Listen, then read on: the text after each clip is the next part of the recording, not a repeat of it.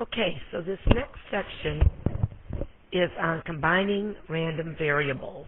It's important that you understand that a lot of the formulas and methods that we learn assume that the random variables are independent. So you need to check to make sure that they're independent. Okay, we got an example here. Example, El Dorado Community College. El Dorado Community College also has a campus downtown, specializing in just a few fields of study. Full-time students at the downtown campus only take 3 unit classes, yet let Y equal the number of units taken in a fall semester by a randomly selected full-time student at the downtown campus. Here is the probability distribution of Y. The mean of this distribution is 15 units, and the variance is 5.4 units squared. The standard deviation is 2.3 units. Suppose you randomly select one full-time student from the main campus and one full-time student from the downtown campus. Let S equal the number of units taken by both students, that is, S equal X plus Y. Is it reasonable to assume that X and Y are independent? If knowing whether selecting a full-time student from the main campus alone tells us nothing about the occurrence of selecting a full-time student from the downtown campus, and vice versa, then X and Y are independent random variables. Since each student is selected at random, X and Y are independent.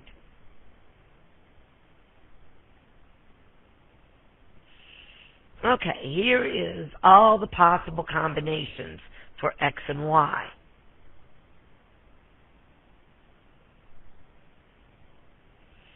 And here's the probability distribution of F. We're going to calculate the mean, variance, and standard deviation of S. Remember that S is the sum. Here are these values. How are these values related to the mean, variance, and standard deviation of Y? Okay. The mean we find by multiplying, of course, the S by its probability, and again we add them all up, and we get 29.65. The standard deviation, remember it, is S sub 1 minus, or S sub I minus the mean squared times, again, the probability, and we end up with, when we add all those together, 9.63. And of course, to find the standard deviation, we take the square root of it.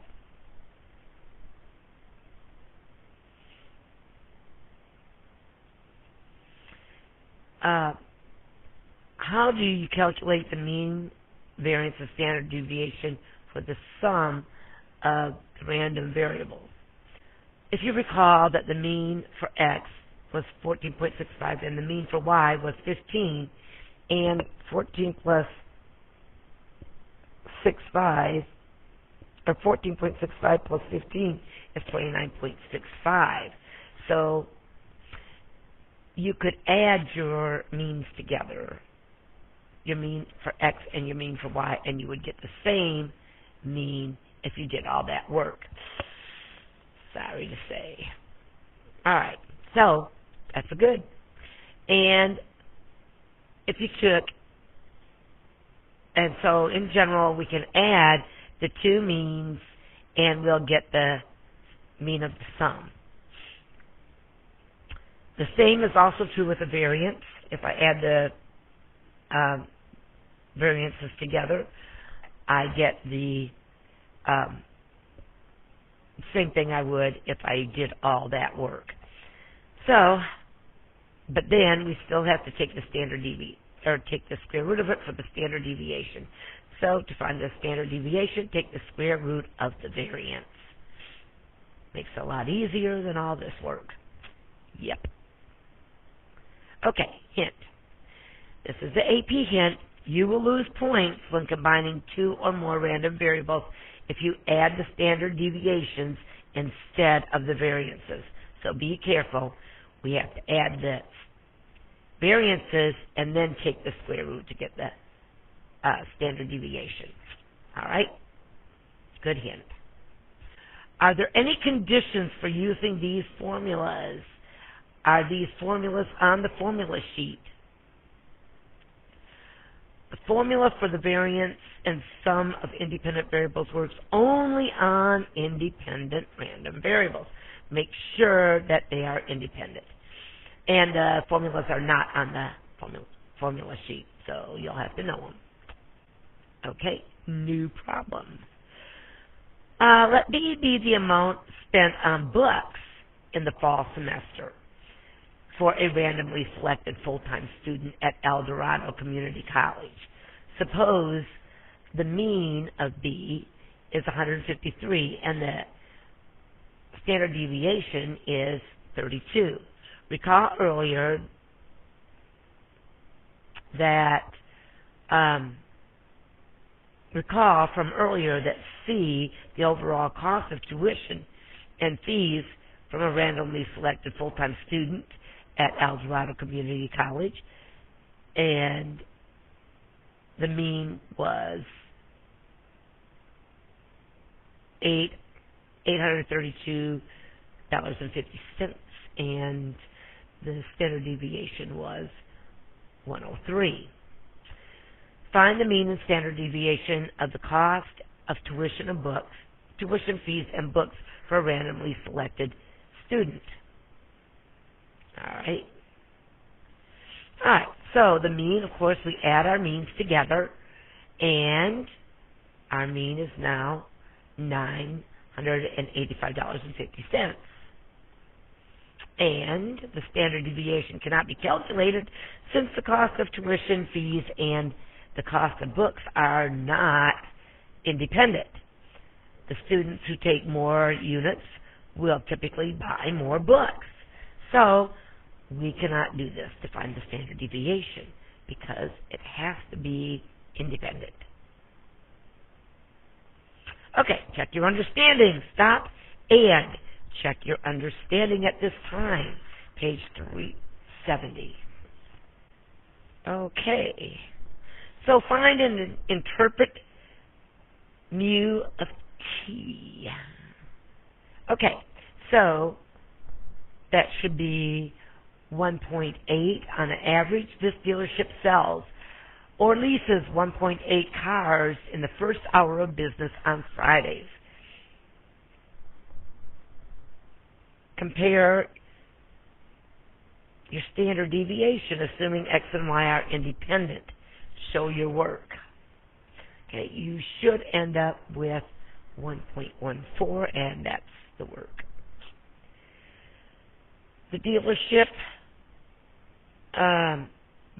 manager receives a $500 bonus for each car sold and a $300 bonus for each car leased. Find the mean and standard deviation of the manager's total bonus B. Show your work. Okay, so the mean, of course, we multiply by the probabilities, and we get $760. And the standard deviation, again, show your work, should be $509.09. Alrighty then. Okay, new problem. At the downtown campus, full-time students pay $55 per unit. Let U equal the cost of tuition for a randomly selected student at the downtown campus. Find the mean and standard deviation of U. All right? So, we're going to multiply 55 times the mean of U, and we get 825.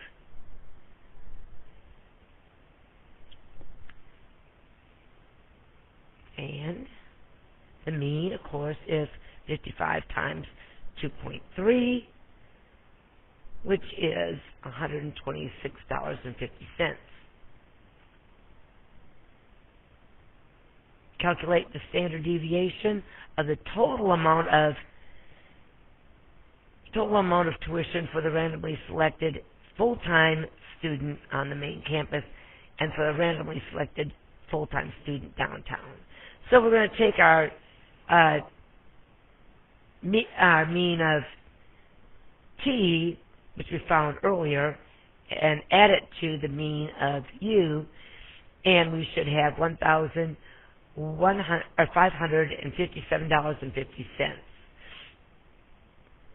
And our standard deviation for both of those, we should be adding them together, which we found this before. Now remember, take your variances, not your standard deviation, your variances, add them together, and then once you're done that, then you take the square root of it to find your standard deviation. At the downtown campus, full-time students pay $55 per unit. Let U be the cost of tuition for a randomly selected full-time student at the downtown campus. Find the mean and standard deviation. If you recall that multiplying each value of a random variable by a number just multiplies our mean by that number. So if we take the mean and multiply it by 55, then we're going to get that cost. Okay, so that's the mean of U. And the standard deviation, if you recall that adding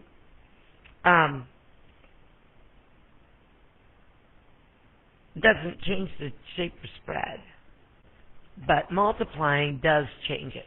So we would multiply the standard deviation by 2.3, and that gives us $126.50. So multiplying, if you recall, we just multiply our mean by that number, whatever number our multiplier is. Okay, to calculate the mean and standard deviation of the total amount of tuition a randomly selected student at the main campus and for a randomly selected full-time student at the downtown campus. All right, so we're going to add our two means together in order to find that, and we get $1,557.50. To find the standard deviation, we must first find our variance by adding the two together, the two variances together. And those we did several days ago. And then once we find that, then we have to take the standard deviation. So $163 would be the standard deviation for a randomly selected full-time student at the main campus and for a randomly selected full-time student at the downtown campus, that total. Okay. Suppose we randomly selected one full-time student from each of the two campuses. What are the mean and standard deviation of the difference of the tuition charges? So we're going to be looking for D, which is going to be T minus U.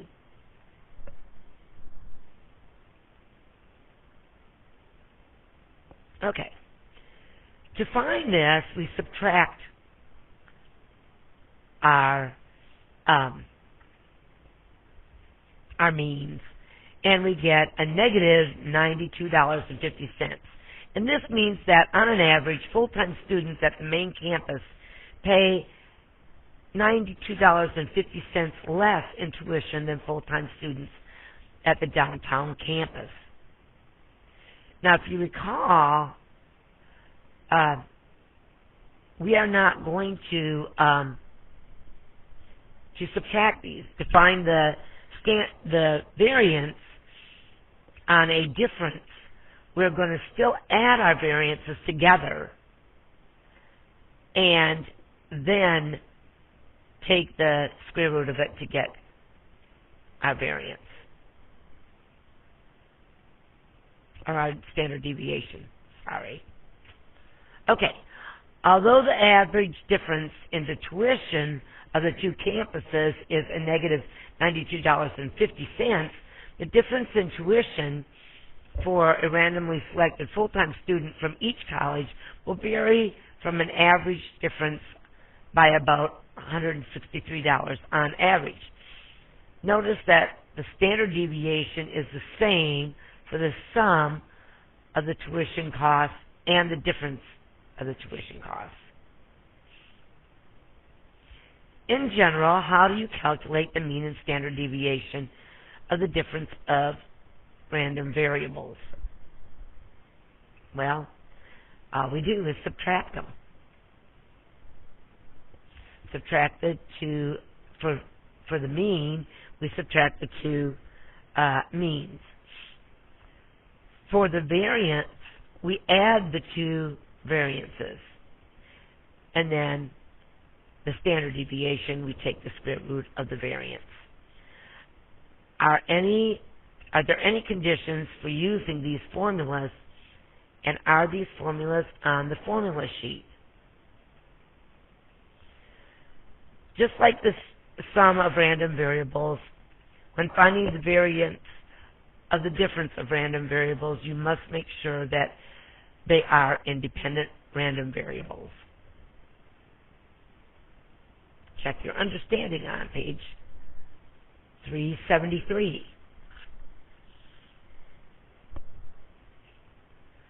Now would be a good time to turn off your,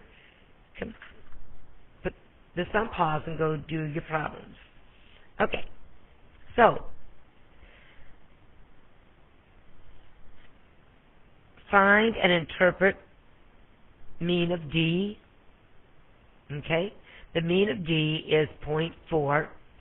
On an average, this dealership sells 0.4 cars more than it leases during the first hour of business on Fridays.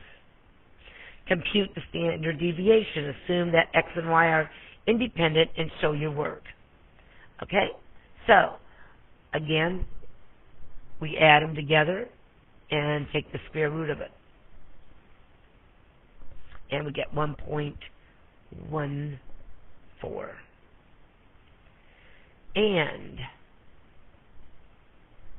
for number 3, the dealership, find the mean and standard deviation of the difference. So, and the standard deviation. Okay. All right. Combining random variables.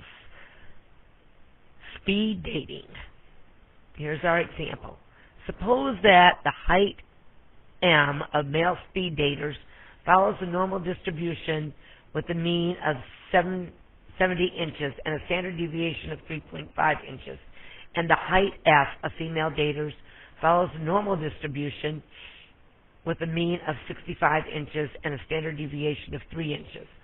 What is the probability that a randomly selected male speed dater is taller than a randomly selected female speed dater that he's paired with? Okay, so first you need to state your problem. We're going to do our 4 steps. State, what is the probability that a randomly selected back up. All right, we're going to do our 4 steps. State, what is the probability that a randomly selected male speed dater is taller than a randomly selected female speed dater with whom he is paired. Plan, okay? We'll define the random variable D as males minus females, M minus F, to represent the difference between the male's height and the female's height. Our goal is to find the probability that M is greater than F, or that D, the difference of them, is greater than 0. Okay? So, since D is the difference between two independent normal random variables, D follows the normal distribution, with mean of D being the mean of males minus the mean of females. 70 minus 65 is 5 inches. And the variance, again, the variance of the difference is the variance of the males plus the variance of the females, which is 3.5 squared and 3 squared. That should be a 3 squared. Which is 21.25. Thus, we can say that the standard deviation, of course, would be the square root of that, which is 4.61. So, to find the probability that D is greater than 0, we standardize by finding the z-score and use the table A to find the probability. So, we want it to be 0, so 0 minus 5 over our standard deviation, and that gives us a negative 1.0846, which, if I look under table A, is 0.1401. That is the area below 0. Therefore, I need 1 minus 0.1401 to find the area greater than 0. So that's 0.8599. So, to conclude, there is about an 86% chance that a randomly selected male speed dater will be taller than the female with whom he is paired. Or, in about 86% of the speed dating couples, the male will be taller than the female. Okay. Based on this simulation, what conclusions can we make about the shape, center, and spread of distribution of the difference and sum of normal random variables? Well, the sum and difference of independent normal random variables is also normal distributed. The mean and standard deviation can be found by using the appropriate rules for means and variances. And I've got a picture of it here. This would be the males, this is the females, and this is the difference. And it is definitely a normal curve.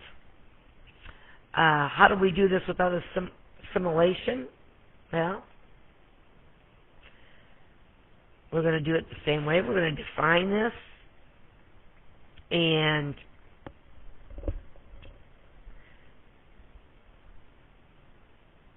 but we can use the calculator to find the probability of D being greater than 0. And you're going to use the normal CDF, 0 to 99999, and 5 being our mean, and 4.61 being our standard deviation. And that gives us 0.8610. Okay?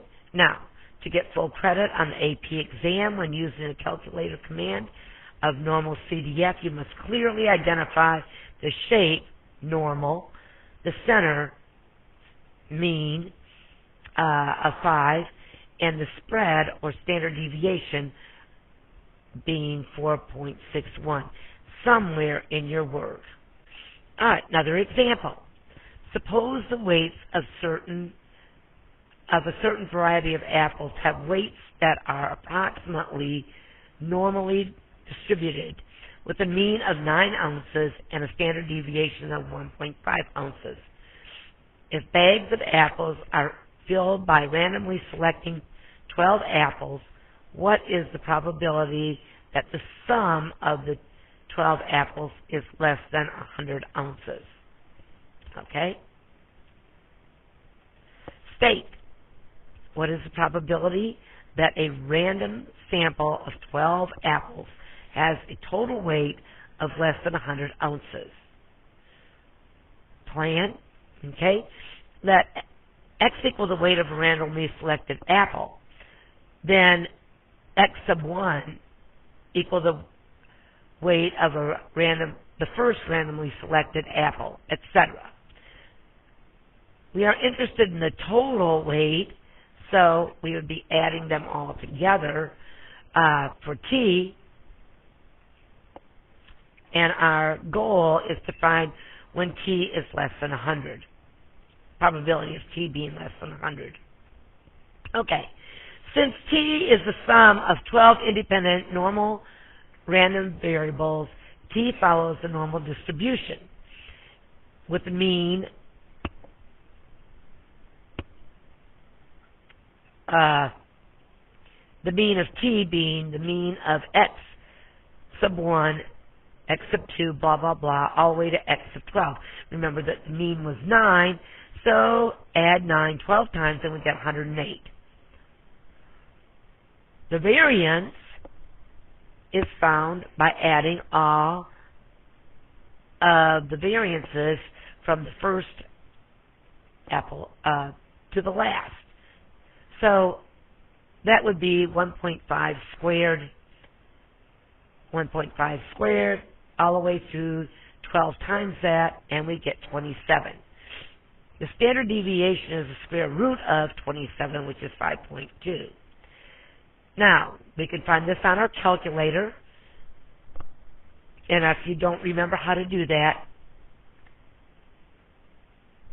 you use second, this is on our 84, second vars, and you're using normal CDF, which is number 2, and this time we want less than, so we're going to use a negative 999 blah, blah, blah, all the way to 100. So a negative. And then our mean is 108. And then our standard deviation is 5.2. So we're going from, but if we could do a negative infinity, that's what this would be, to 100. But we can't do that on here, so we do a negative 99999. Anyhow, we get 0.062. So, to get full credit on the AP exam, clearly state your shape normal, and of course on our test as well, clearly state your shape normal center, which is the mean, 108, and the spread, which is standard deviation, as 5.2, and show your work. Conclude, there is about a 6.2% chance that the 12 randomly selected apples will have a total weight of less than 100 ounces. The end.